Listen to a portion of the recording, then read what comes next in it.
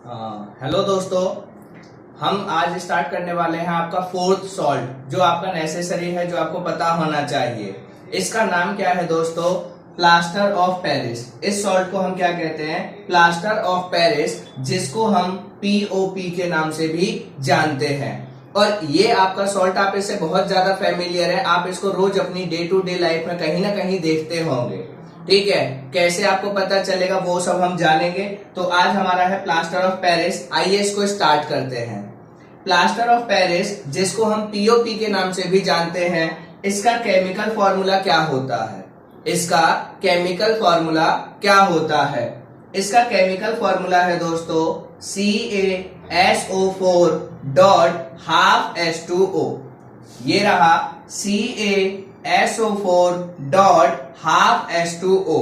ये आपको ध्यान रखना है कि आपके प्लास्टर ऑफ पेरिस का जो आपका केमिकल फॉर्मूला होता है उसको हम क्या कहते हैं? Calcium sulphate hemihydrate.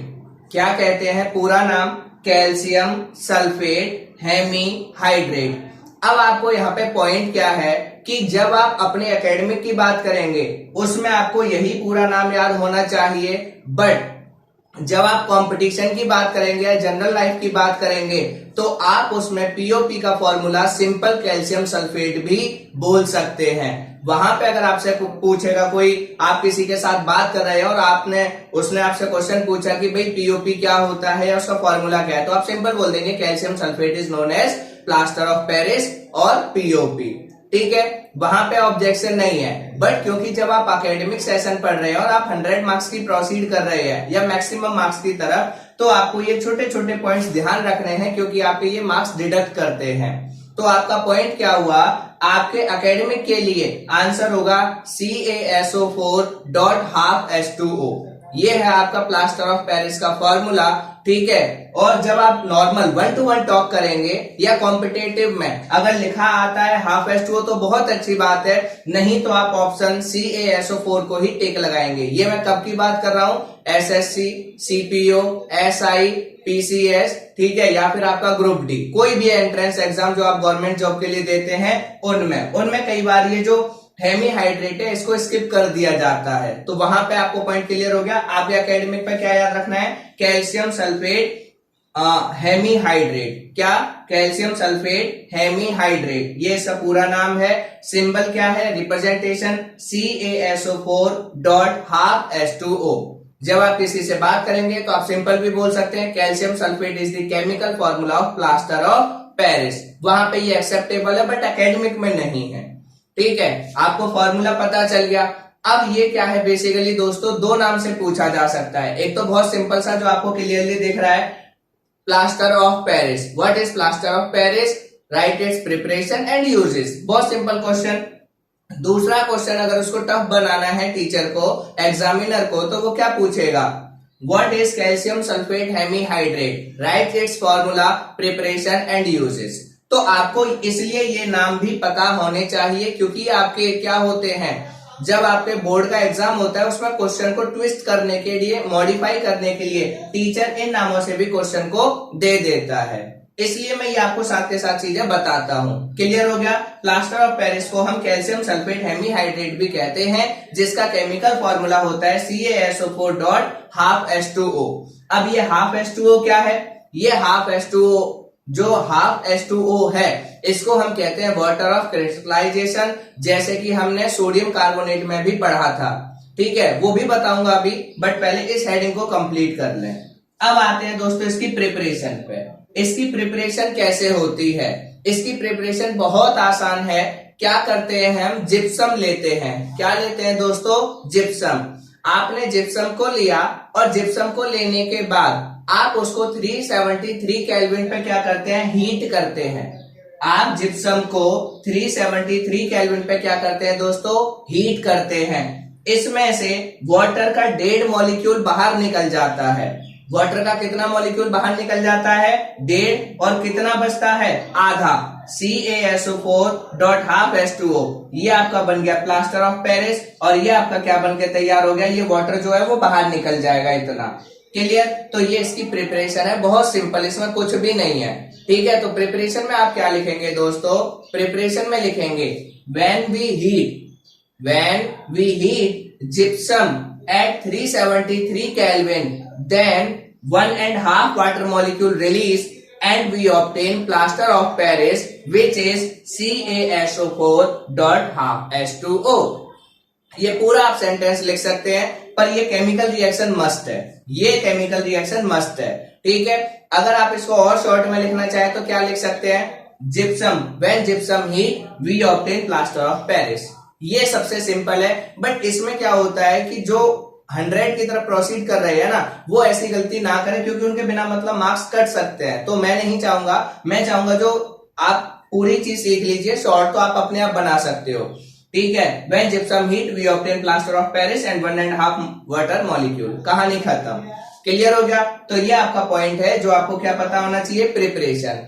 अब क्या होता है, ये जो जिप्सम होता है, जिप्सम का फॉर्मूला क्या है, CaSO4.2H2O। मतलब हम जो जिप्सम लेते हैं, उस जिप्सम में से गर्म करने पे सिर्फ क्या होता है, ये जो वाटर का मॉलिक्यूल है, कितने वाटर के मॉलिक्यूल हैं, 2, इसमें से 1.5 वाटर का मॉलिक्यूल बाहर निकल जाता है और आधा इसी कैल्शियम सल्फेट के साथ रह जाता है। जब कैल्शियम सल्फेट के साथ आधा वाटर मॉलिक्यूल प्रेजेंट हो, उसी को हम प्लास्टर ऑफ पेरिस या फिर पीओपी कहते हैं। तो ये आपका केमिकल फॉर्मूला भी कंप्लीट हो गया, जिसको कैल्शियम सल्फेट हेमीहाइड्रेट कहते हैं, और फॉर्मूला है CaSO4.12H2O। इसको प्लास्टर ऑफ पेरिस, पीओपी या कैल्शियम सल्फेट हेमीहाइड्रेट से पेपर में क्वेश्चन बन सकता है।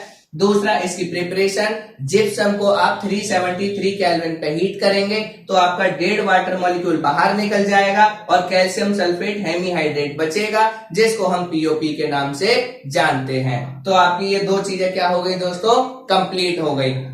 ये जो मैंने लिखा है, ये ऐसे नहीं है कि मैंने ऐसे ही लिखा है, प्लीज इनको मेंशन करना है जब आप स्टेटमेंट दो केमिकल रिएक्शन, नहीं तो आपके हाफ मार्क्स उड़ा दिए जाएंगे। क्यों? क्योंकि ये कंडीशन है, इसको 373 केल्विन पे ही हीट करना है। ठीक है, उससे कम या ज्यादा पे करेंगे तो कुछ ना कुछ और चेंजेस आ जाएंगे।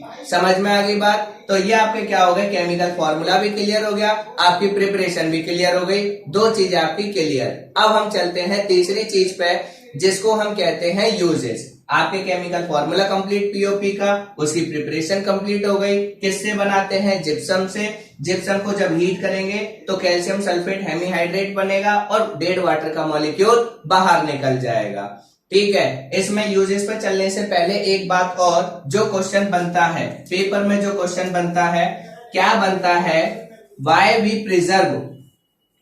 Preserve plaster of Paris away from water, कि आप प्लास्टर ऑफ पेरिस को या पीओपी को वाटर से या मॉइस्चर से हमेशा बचा के रखते हैं, दूर रखते हैं, ऐसा क्यों?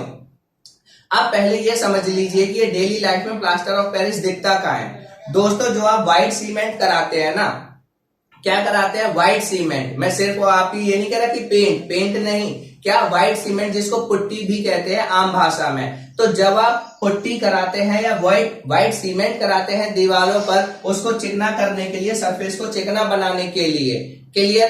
तो वो जो आपका होता है, जो व्हाइट सीमेंट आप इस्तेमाल करते हैं या जिसको हम पुट्टी कहते हैं कि मैं पुट्टी करवा रहा हूं, ये आपका सारा क्या होता है, वही आपका पीओपी होता है, वही आपका प्लास्टर ऑफ पेरिस होता है। जो आपने देखा होता है, कहां देखा होता है, हार्डवेयर की दुकान पे आप जाएंगे, व्हाइट सीमेंट मांगेंगे, मिल जाएगा 10 रुपए में, अभी 1 किलो में बहुत आएगा।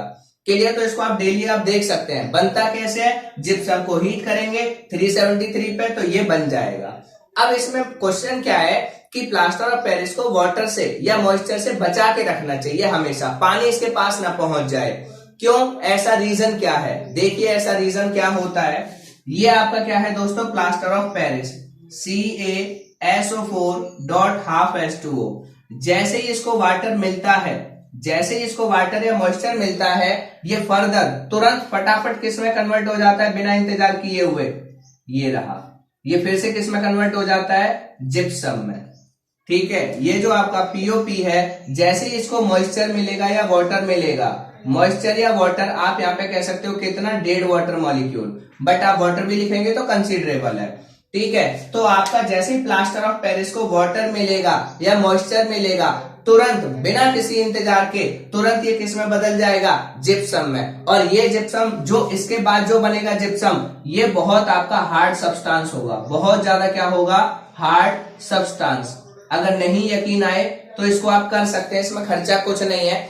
आपको क्या करना है, घर पे पड़ा होगा, नहीं तो किसी के अगर पोताई पुट्टी वगैरह चल रही हो, व्हाइट सीमेंट हो, उससे व्हाइट सीमेंट ले आना, उसमें थोड़ा सा पानी मिला देना, थोड़ा सा पानी मिलाने के बाद वो क्या बन जाएगा, पेस्ट बन जाएगा। ठीक है, ये आपका क्या बन जाएगा, ये इसको थोड़ा पानी मिला के तो आप इस्तेमाल कर लोगे पुट्टी वगैरह खींचने के लिए। अगर आपने इसको पानी मिला के और सूखने के लिए रख दिया, उसके बाद आप देखेंगे ये बहुत हार्ड सब्सटेंस बन जाएगा। ये बेशक आपके छोटे छोटे टुकड़ों में टूट जाएगा, पर ये आपका किसी भी यूज का नहीं रहेगा। आप इसको फर्दर आप फिर सोचो कि इसको हीट करके मैं पीओपी बना लूं, नहीं, बेकार। ठीक है, ये बिल्कुल, इसीलिए इसको क्या करते हैं हम, वाटर के साथ, इसको प्लास्टर ऑफ पेरिस को मॉइस्चर या वाटर के साथ रिएक्ट होने से या उसके कंबाइन होने से या उसके जुड़ने से बचाते हैं। क्योंकि अगर वो उसके साथ जुड़ जाएगा तो फिर से ये बना लेगा जिप्सम, जो कि बहुत हार्ड सब्सटेंस होगा, जो हमारे लिए बिल्कुल यूजलेस हो जाएगा, बेकार हो जाएगा। इसीलिए आपका पीओपी को हमेशा ड्राई एरिया में रखा जाता है, सूखी जगह पर पानी से बचा के रखा जाता है। समझ में आ गई बात, क्यों रखा जाता है, क्योंकि वो वाटर के साथ कंबाइन होकर फिर से जिप्सम बना लेगा, जो कि बहुत ज्यादा हार्ड सब्सटेंस होगी, बहुत हार्ड। क्लियर, समझ में आ गई बात। तो ये आपको क्लियर हो गया। दूसरा क्वेश्चन जो पेपर में पूछा जाता है कि हम क्या करते हैं, प्लास्टर ऑफ पेरिस को अवे फ्रॉम वाटर क्यों स्टोर करते हैं, या ड्राई प्लेसेज में क्यों स्टोर करते हैं, या मॉइस्चर से क्यों प्रिवेंट करते हैं। Because when plaster of Paris combined with the moisture, it very quickly comes into the gypsum which is very hard substance। ठीक है, ये आंसर लिखना है, ये आपको पता चल गया। ये आपका दूसरा क्वेश्चन कंप्लीट हो गया। अब हम चलते हैं आगे इसके यूजेस पे। ठीक है, ये चीज आपको पता होनी चाहिए दोस्तों। ठीक है, ये चीज आपको क्या होनी चाहिए, पता होनी चाहिए, ये जरूरी पॉइंट्स हैं। अब हम चलते हैं आगे इसके यूजेस पे। इसके यूजेस क्या क्या है, इसको कहां कहां हम लोग यूज करते हैं। तो सबसे पहले जो आपका प्लास्टर ऑफ पेरिस है वो किसमें यूज होता है, जैसे आपने देखा होगा प्लास्टर, वैसे तो अगर आप इसको ध्यान से देखो प्लास्टर वर्ड, तो जब किसी के प्लास्टर चढ़ता है तो वो जो आपका सरफेस था वो पूरा का पूरा सरफेस चढ़ाते हैं हाथ पे या कहीं पर भी, वो जो उस एरिया को क्या करने के लिए, हड्डी को वहीं पे एक ही पोजीशन पे रोक के रखने के लिए, वो जो आपका क्या करते हैं, प्लास्टर जो चढ़ाते हैं, देखा ही होगा प्लास्टर, तो ऐसी तो कोई बात नहीं है। तो जो आपने प्लास्टर देखा होगा, वो जो प्लास्टर बनता है वो भी आपका पीओपी से ही बनाया जाता है। वो आपका क्या करते हैं, आपके पहले एक लेयर सी बनाई, उसके बाद आपका पीओपी का पेस्ट पूरा चिपका देते हैं, पूरा पेस्ट लगा देंगे। जैसे ही वो सूखता है उसके बाद वो बहुत टफ हो जाता है, और आपको पता होगा कि प्लास्टर को काटने के लिए या तो आरी का यूज किया जाता है या ग्राइंडर का यूज किया जाता है। इतना ज्यादा टफ होता है वो, नॉर्मली आपके हाथ से आप उसको फाड़ भी नहीं सकते, टीयर भी नहीं कर सकते। ठीक है, तो आपका सबसे पहला यूज किसमें होता है, ये आपका plaster of Paris. Plaster of Paris को आप क्या करते हो, जो फ्रैक्चर्ड बोन होती हैं उनको सपोर्ट देने के लिए होता है। तो आप लिख सकते हो plaster of Paris use POP is used to support fractured bones. ठीक है, ये आपको ध्यान रखना है। अब कई लोगों के दिमाग में ये होता है कि प्लास्टर ऑफ पेरिस से ही हड्डियां जुड़ती हैं ना, प्लास्टर ऑफ पेरिस सिर्फ इसलिए किया जाता है ताकि जो हड्डी जुड़ेगी वो आपकी डिसलोकेट ना हो जाए। कहने का मतलब वो एक ही पोजीशन में रहे, एक जैसी पोजीशन में, तो उसी शेप में वो जुड़ जाए ताकि दिक्कत ना हो। इसलिए उसको सपोर्ट देने के लिए हम क्या करते हैं, प्लास्टर ऑफ पेरिस या जो आपकी क्या है प्लास्टर चढ़ाते हैं, चाहे उसके हाथ पे, चाहे उसके पैर पे, चाहे कहीं भी। वो इसलिए ताकि उसकी जो पोजीशन है वो क्या रहे, हड्डी की फिक्स रहे, एक ही जगह पे रहे। वो ऐसा नहीं अभी यहाँ है फिर यहाँ हो गया फिर ऐसे हो गया, क्योंकि आप नॉर्मल ऐसे रख ही नहीं सकते बहुत ज्यादा लंबे टाइम तक। क्लियर। तो सबसे पहले प्लास्टर ऑफ पेरिस कहाँ यूज होता है, जो आपकी फ्रैक्चर्ड बोन होती हैं उनको क्या करने के लिए दोस्तों, सपोर्ट देने के लिए। क्लियर हो गया पहला पॉइंट। तो ध्यान रखना कि अब आपका जो प्लास्टर आपको चढ़ता है या किसी को भी, उसमें क्या यूज होता है, पीओपी या व्हाइट सीमेंट। क्लियर हो गया। दूसरा पॉइंट दोस्तों, ये तो पहला हो गया। दूसरा, it is use to make toys. Use to make toys, ये क्या बनाने के लिए यूज होता है, खिलौने बनाने के लिए। बच्चों के जो खिलौने बनते हैं, बच्चों के लिए जो खिलौने बनाए जाते हैं, उन खिलौनों को बनाने के लिए आप किसको यूज करते हैं दोस्तों? पीओपी को यूज करते हैं, प्लास्टर ऑफ पेरिस को यूज करते हैं। ये इसका दूसरा यूज है। तीसरा यूज, ठीक है, तीसरा यूज क्या होता है? To smooth walls. To smooth walls, कि जो आपकी दीवारें होती हैं, जो खुरदरी होती हैं, ये दीवारें जो खुरदरी हैं, इनको आप चिकना करने के लिए क्या कराते हो? व्हाइट सीमेंट कराते हो, पुट्टी कराते हो। तो जो वो व्हाइट सीमेंट कराते हो, जो आप पुट्टी कराते हो, वो आपका क्या होता है? पीओपी होता है, प्लास्टर ऑफ पेरिस होता है। आप इसको बिल्कुल कोई प्रॉब्लम नहीं है, आप इसको हार्डवेयर की शॉप पे जाके बाकायदा देख सकते हो। और ये किस तरीके का पाउडर होता है? व्हाइट कलर का। पीओपी किस तरीके का पाउडर होता है? व्हाइट कलर का पाउडर। इसको लिखना चाहो तो लिख लो, वरना जिन दोस्तों ने देखा होगा उनको पता होगा। व्हाइट पाउडर, ठीक है, क्या होता है ये? व्हाइट कलर का पाउडर होता है। 3 यूजेस समझ में आ गए। हड्डियों को जोड़ने के लिए, बच्चों के खिलौने बनाने के लिए, दीवारों को चिकना करने के लिए, सरफेस को, ठीक है। उसके बाद फोर्थ पॉइंट क्या है? फोर्थ पॉइंट है आपका डेकोरेशन करने के लिए, ठीक है, for decoration purpose. For decoration purpose.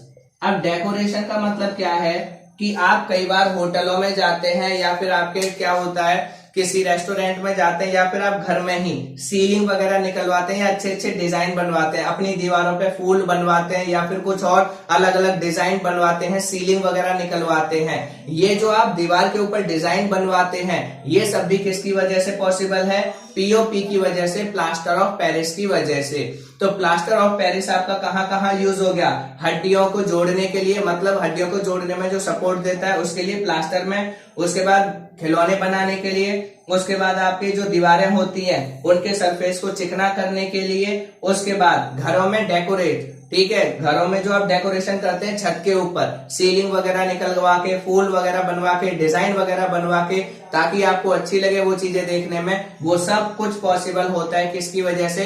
Plaster of Paris की वजह से। क्लियर हो गया? ये पॉइंट याद रखिएगा, क्योंकि ये बड़ा ही जबरदस्त पॉइंट है। कौन सा? Plaster of Paris white colour का पाउडर होता है। क्यों मैं इसको कह रहा हूं? क्योंकि एक बार क्वेश्चन पूछा गया था कि you have a substance which is white color powder used for the fractured bone. Identify that substance, ठीक है, identify that substance, write its properties and preparation. तो इस तरीके से वो इनमें से किसी भी हेडिंग को उठा के क्वेश्चन पूछ लेते हैं, जो कि आपको पता होने चाहिए। इसीलिए यूजेस को अच्छे से पता होना चाहिए, क्योंकि यूजेस से डिफरेंट तरीके के क्वेश्चंस बनते हैं। तो प्लास्टर ऑफ पेरिस में आपको पता चल गया क्या है।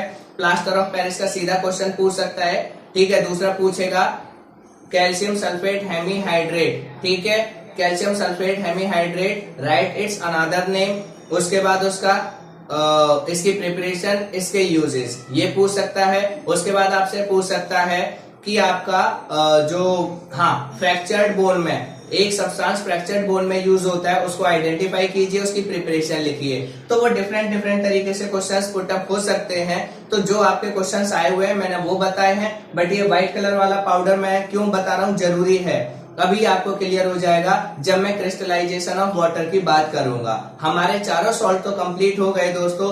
अब एक लास्ट हेडिंग बचती है इस चैप्टर की, जिसको कहते हैं क्रिस्टलाइजेशन, ठीक है, वाटर ऑफ क्रिस्टलाइजेशन।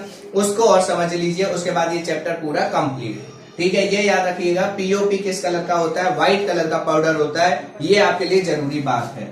ये आपका पीओपी से रिलेटेड जितने क्वेश्चंस थे, जितनी क्वेरी थी, वो कंप्लीट हो गई। अब हमारा क्या है दोस्तों, अब हम चलते हैं वाटर ऑफ क्रिस्टलाइजेशन, जो इस चैप्टर की लास्ट हेडिंग है, उसको फटाफट फिनिश करते हैं, ठीक है, ज्यादा टाइम ना लेते हुए। Water of crystallization. अब वाटर ऑफ क्रिस्टलाइजेशन क्या है दोस्तों, इसको देख लीजिए। वाटर ऑफ क्रिस्टलाइजेशन का मसला क्या है कि अगर मैं इसकी डेफिनेशन लिखूं तो इसकी डेफिनेशन में क्या आएगा, the number of water molecule present in the formula unit, ठीक है, present in the 1 unit formula of the compound. तो अगर मैं डेफिनेशन, क्योंकि है तो मैं लिख देता हूं, number of water molecules, number of water molecules present, number of water molecule present in the formula unit, one formula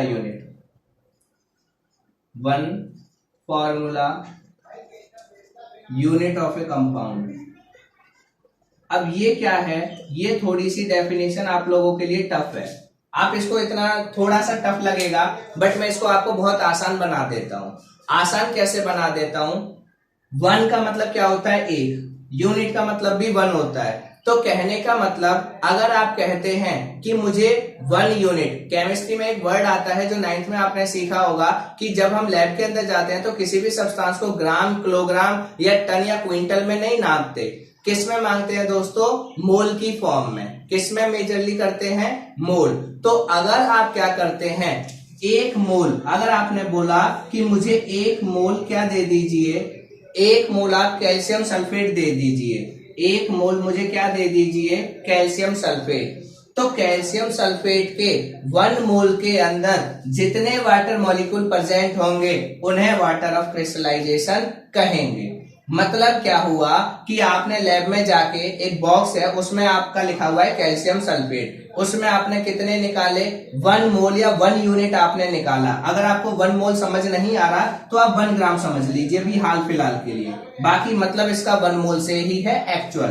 ठीक है, कि आप लैब में गए, आपने 1 यूनिट 1 ग्राम कैल्शियम सल्फेट लिया और 1 ग्राम कैल्शियम सल्फेट में वाटर मॉलिक्यूल आपने देखे कितने प्रेजेंट थे, 2। कितने प्रेजेंट थे, 2। तो इसमें वाटर ऑफ क्रिस्टलाइजेशन कितने हो गए, 2। अगर 1 ग्राम के अंदर, अगर 1 ग्राम के अंदर कैल्शियम सल्फेट में कितने वाटर मॉलिक्यूल प्रेजेंट थे, हाफ। तो इसका मतलब इसमें वाटर ऑफ क्रिस्टलाइजेशन कितने हो गए, हाफ। ये जो आपका है, ये है दोस्तों जिप्सम, ये क्या है आपका, जिप्सम, और जिसमें हाफ है ये आपका क्या है, पीओपी। तो वाटर ऑफ क्रिस्टलाइजेशन का मतलब अगर मैं और सिंपल भाषा में बताने की कोशिश करूं तो जब आप एक यूनिट लेते हैं, एक यूनिट जब आप किसी कंपाउंड की लेते हैं, उस कंपाउंड के अंदर उस कंपाउंड की एक यूनिट में जितने वाटर मॉलिक्यूल प्रेजेंट होंगे उसी को आप उसका वाटर ऑफ क्रिस्टलाइजेशन कहते हैं, उसी को आप उसका वाटर ऑफ क्रिस्टलाइजेशन कहते हैं। जब आपने 1 मोल कैल्शियम सल्फेट मांगा तो एक में थे आपके 2 वाटर मॉलिक्यूल प्रेजेंट, तो इसमें वाटर ऑफ क्रिस्टलाइजेशन हो गए 2। इसमें आपके कितने थे, 1.5 वाटर मॉलिक्यूल, तो इसमें आधा वाटर मॉलिक्यूल, तो ये आपका आधा water molecule water of crystallization. इसी तरीके से आपके बहुत सारे होते हैं। बेसिकली हम क्या पढ़ेंगे, आपके 3 के बारे में पढ़ेंगे, क्योंकि उन्हीं तीनों क्वेश्चनों से जुड़ा हुआ पेपर में और बोर्ड में क्वेश्चन आया हुआ है और आता है। पहला वाटर ऑफ क्रिस्टलाइजेशन क्या होता है कि number of water molecule present in the 1 unit formula of A compound. ठीक है, कि आपका क्या होता है, किसी भी कंपाउंड की एक फॉर्मूला यूनिट में या 1 यूनिट फॉर्मूला में जितने वाटर मॉलिक्यूल प्रेजेंट होंगे उसी को हम उसका वाटर ऑफ क्रिस्टलाइजेशन कहेंगे। कायदे से तो ये 1 मोल के रेफरेंस में बात करता है, पर अगर आपको 1 मोल में प्रॉब्लम हो रही है तो मैंने 1 ग्राम में बता दिया कि 1 ग्राम आपने कैल्शियम सल्फेट लिया और उसके अंदर अगर 2 वाटर मॉलिक्यूल प्रेजेंट हैं तो इसमें वाटर ऑफ क्रिस्टलाइजेशन कितने हो गए, 2। अगर आपने 1 ग्राम कैल्शियम सल्फेट लिया और उसमें आधा वाटर मॉलिक्यूल प्रेजेंट है तो ये क्या हो गया, आधा water molecule water of crystallization. इसको कहते हैं वाटर ऑफ क्रिस्टलाइजेशन। ठीक है, अब मैं इसके जो 3 एग्जांपल आपको याद करने हैं जो आपके पेपर में पूछता है क्वेश्चन, वो मैं आप लोगों को बता देता हूं। इसके एग्जांपल क्या है, इसका एग्जांपल है सबसे पहला Na2CO3.10H2O। पहला सोडियम कार्बोनेट, जो हम पढ़ चुके हैं, इसको हम वॉशिंग सोडा भी कहते हैं। अब जब आप एक यूनिट सोडियम कार्बोनेट लेंगे लेबोरेटरी के अंदर तो उसमें कितने वाटर मॉलिक्यूल प्रेजेंट होंगे, 10। कितने वाटर मॉलिक्यूल प्रेजेंट होंगे, 10। तो ये इसके क्या हो गए, बेकिंग सोडा के वॉशिंग सोडा के या आपके सोडियम कार्बोनेट में कितने वाटर मॉलिक्यूल प्रेजेंट होते हैं, 10 वाटर मॉलिक्यूल प्रेजेंट। और ये कितने में होते हैं, 1 यूनिट। जब आप 1 यूनिट सोडियम कार्बोनेट की लेंगे, 1 यूनिट अगर आपको समझ नहीं आ रहा है तो आप इसको 1 मोल मान लीजिए या 1 ग्राम मान लीजिए अभी के लेवल पे, बाकी रेफरेंस 1 यूनिट की बात है। दूसरा इसका एग्जाम्पल क्या है दोस्तों, दूसरा एग्जाम्पल है CaSO4 half H2O, CaSO4 half H2O। ठीक है, तीसरा एग्जाम्पल है CuSO4.5H2O। क्या है तीसरा एग्जाम्पल आपका CuSO4.5H2O। इसमें चौथा भी एग्जाम्पल अगर आप लिखना चाहें तो लिख सकते हैं, बट वो यही है इसमें, इसलिए मैं उसको नहीं लिखवाता हूं। ठीक है, और कोई बात नहीं है, पर लिख लीजिए आप अगर इच्छा है तो। अब देखिए, अगर आप इन चारों को देखें तो इन चारों में वाटर ऑफ क्रिस्टलाइजेशन प्रेजेंट है। इसमें भी आपका वाटर ऑफ क्रिस्टलाइजेशन कितने, 10 वाटर मॉलिक्यूल, इसमें हाफ वाटर मॉलिक्यूल, इसमें 5 वाटर मॉलिक्यूल, इसमें 2 वाटर मॉलिक्यूल। अब देखो इस हेडिंग से क्वेश्चन कैसे आया है। ठीक है, अभी तक बोर्ड में नहीं आया, बट आएगा, आ सकता है, या जो भी है मैं नहीं कहूंगा कि आएगा, आ सकता है। अब देखिए क्वेश्चन कैसे बनता है। पहला, what is water of crystallization and write its example. Okay fine, आप सीख गए डेफिनेशन, आपने एग्जांपल लिख दिए। दूसरा क्वेश्चन जो बनता है, दूसरा क्वेश्चन जो 3 मार्क्स में बना था, जो मैंने देखा एक बुक है उसमें 3 मार्क्स में क्वेश्चन ये बना है, what is water of crystallization. ठीक है, writes 2 example of water of crystallization which have white colour powder. ठीक है, या विच व्हाइट कलर पाउडर, वो आपको बताना है। और दूसरा उसने बता दिया था which have 10 water molecule of crystallization. तो इस तरीके से भी क्वेश्चन को वो मॉडिफाई कर सकता है। तब आप क्या करेंगे, इसलिए आपको इनकी डिटेल पता होनी चाहिए कि आपका सोडियम कार्बोनेट, जिसको आप वॉशिंग सोडा कहते हैं, इसमें कितने वाटर मॉलिक्यूल प्रेजेंट हैं, 10। जिसको आप पीओपी कहते हैं, कैल्शियम सल्फेट हेमीहाइड्रेट, इसमें water of crystallization half. Copper sulphate में कितने हैं, 5। कैल्शियम सल्फेट में कितने हैं, 2, जिसको हम कहते हैं जिप्सम। तो ये आपको कुछ एग्जांपल्स हैं, ये अच्छे से पता होने चाहिए। अब एक क्वेश्चन जो आपकी एनसीईआरटी में दे रखा है बहुत प्यारा सा, कि यार अगर इन सबके साथ ये वाटर प्रेजेंट है तो हमारे दिमाग में क्या आएगा कि इस वाटर का मतलब तो ये हमें लिक्विड फॉर्म में मिलेंगे या चिपचिपी फॉर्म में मिलेंगे। तो आंसर होगा नहीं, ना तो ये लिक्विड फॉर्म में मिलेंगे, ना ही ये चिपचिपी फॉर्म में मिलेंगे। ये आपको सॉलिड फॉर्म में ही मिलेंगे, बिल्कुल सॉलिड फॉर्म में मिलेंगे। जब आप लेबोरेटरी में जाएंगे तो ये भी सॉलिड मिलेगा, ये भी सॉलिड, ये भी सॉलिड, ये भी सॉलिड। ये सब वाटर ऑफ क्रिस्टलाइजेशन होने के बावजूद भी सॉलिड फॉर्म में मिलेंगे। इसको अपने दिमाग में बसा लीजिए। ये मत करना कि वाटर ऑफ क्रिस्टलाइजेशन जिसमें होगा वो लिक्विड स्टेट में मिलेगा, चिपचिपी फॉर्म में मिलेगा, बिल्कुल नहीं। वाटर ऑफ क्रिस्टलाइजेशन को समझना हायर क्लासेस में है, बट मैं आपको थोड़ा आइडिया देता हूं। वाटर ऑफ क्रिस्टलाइजेशन इस तरीके का ये वाटर होता है कि जब आपने इसके क्रिस्टल बनाए होते हैं, जब आप सॉल्यूशन में से इस सब्सटेंस के क्रिस्टल बना रहे होते हो, उस टाइम पे वो क्रिस्टल कुछ वाटर मॉलिक्यूल को एब्जॉर्ब कर लेता है, अपने अंदर ही फंसा लेता है, जो कि उसी सॉलिड स्टेट के अंदर ही रहते हैं। ठीक है, ये वो नहीं है जो आप सोच रहे हैं कि पानी अलग से आया, मैंने ये सोडियम कार्बोनेट लिया और ये पानी लिए, इसका एक मॉलिक्यूल इस पे चिपकाया, दूसरा मॉलिक्यूल, तीसरा मॉलिक्यूल, 10 मॉलिक्यूल चिपका दिए तो सोडियम कार्बोनेट और 10 वाटर मॉलिक्यूल बन गया ना। ये आपका जो सोडियम कार्बोनेट आप उठाओगे, निकालोगे उस सॉलिड क्रिस्टल के अंदर, अगर आपका ये सोडियम कार्बोनेट का क्रिस्टल है तो ऑटोमेटिकली इसी सॉलिड सोडियम कार्बोनेट के क्रिस्टल के अंदर 10 वाटर मॉलिक्यूल प्रेजेंट होंगे, 4, 5, 6, 7, 8, 9, 10। ये पर इन वाटर ऑफ क्रिस्टलाइजेशन की वजह से कभी भी ये चीज आपकी लिक्विड स्टेट में नहीं आएगी। अब आपके मन में होगा कि अगर ये वास्तव में लिक्विड है, अगर इसके अंदर वास्तव में वाटर मॉलिक्यूल प्रेजेंट है तो इसको आप प्रूफ करिए। चलिए मैं प्रूफ कर देता हूं। प्रूफ मैं क्या करूंगा, एनसीईआरटी में एक्टिविटी दे रखी है, आपको ड्राई टेस्ट ट्यूब लेनी है। कौन सी टेस्ट ट्यूब लेनी है दोस्तों, dry test tube. Dry test tube वो होती है जिसको ना तो आप पानी के साथ रिएक्ट कराते हैं, ना धोते हैं, ना कुछ करते हैं, जैसी ली वैसी की वैसी इस्तेमाल करेंगे। इसमें आपने सपोज सोडियम कार्बोनेट को डाला, सपोज मान लीजिए सोडियम कार्बोनेट नहीं तो आयरन को डाल दिया। ठीक है, आपके एनसीईआरटी में एग्जांपल आयरन के साथ किया गया है कि आपने आयरन को डाल दिया, यहाँ पे आयरन के क्रिस्टल को, उनको आपने क्या किया, हीट किया। इनको आपने क्या किया दोस्तों, हीट किया। जैसे ही आपने हीट किया, ना तो ये आपकी गीली थी, ये भी बिल्कुल सॉलिड फॉर्म में थी, और ये आपकी ना तो आपने इसको पानी में धोया ना कुछ, पर जब आप हीट करेंगे तो हीट करने पे यहाँ पे छोटे छोटे पानी की ये बन जाएंगे, ये इस तरीके के। अब क्वेश्चन ये कि आपका ना तो इसको आपने पानी से धोया था, ना ही ये गीला था, ये भी बिल्कुल सॉलिड, ये भी बिल्कुल एकदम पानी से फ्री था। फिर ये वेपर्स कहां से आ गई, फिर ये पानी कहां से आ गया, ये पानी यहां से आ गया कि ये जो आयरन था, इस आयरन के अंदर भी वाटर ऑफ क्रिस्टलाइजेशन प्रेजेंट था, और जैसे जैसे आपने उसको हीट किया तो वो वाटर ऑफ क्रिस्टलाइजेशन वेपर बन के ये बाहर निकलने लगा। और इसका कलर जो है वो चेंज हो जाएगा आयरन का। क्यों? क्योंकि वो कलर इस वाटर की वजह से आया था। अब आप क्या करेंगे, फिर से वाटर की 1-2 ड्रॉप इस पे डालेंगे और आप देखेंगे कि इसका जो कलर था ओरिजिनल, फिर से वो क्या हो जाएगा, वापस आ जाएगा। ठीक है, तो वाटर ऑफ क्रिस्टलाइजेशन क्या होता है, जो आपके 1 फॉर्मूला यूनिट होता है उसमें आपका क्या होता है, 1 फॉर्मूला यूनिट के अंदर जितने वाटर मॉलिक्यूल प्रेजेंट होते हैं उसको हम वाटर ऑफ क्रिस्टलाइजेशन कहते हैं। उसके मैंने आपको एग्जांपल्स बता दिए, क्लियर, और ये भी प्रूफ करके दिखा दिया कि आपका वाटर ऑफ क्रिस्टलाइजेशन की वजह से कभी भी कोई भी चीज लिक्विड या चिपचिपी हो, बिल्कुल ऐसा जरूरी नहीं है, बिल्कुल ये बात गलत है। वाटर ऑफ क्रिस्टलाइजेशन अगर किसी के अंदर प्रेजेंट है वो चीज बिल्कुल सॉलिड होती है, कोई प्रॉब्लम नहीं होती। और ये इसके अंदर वाटर आता कब है, कहां से आता है, ये वाटर उस टाइम आता है जब आप उस सब्सटेंस के क्रिस्टल बना रहे होते हो।